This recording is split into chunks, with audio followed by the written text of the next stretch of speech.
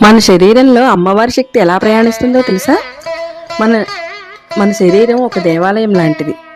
సౌందర్యలహరిలోని ఈ శ్లోకం చదివి తెలుసుకుందాం. మహిమూలాధారి కమపి మణిపూరే హుతవహం స్థితం స్వాధిష్టాని హృది మరుతమాకాశముపరి మనోపి భ్రూమధ్యే సకలమపి భిత్వా కులపథం సహస్రారే పద్మే సహరహసి పత్యా విహరసే. మన శరీరం ఒక దేవాలయం లాంటిది కదా. ఆ దేవాలయంలో నివసించే దివ్యశక్తి అదే ఆ అమ్మవారు. ఆమె ప్రయాణం మూలాధార చక్రం నుండి ప్రారంభమవుతుంది.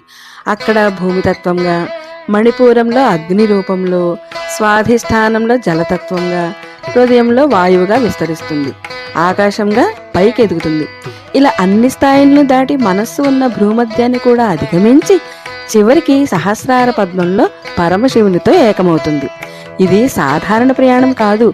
ఇది ఆత్మను పరమాత్మతో కలిపే దివ్య మార్గం.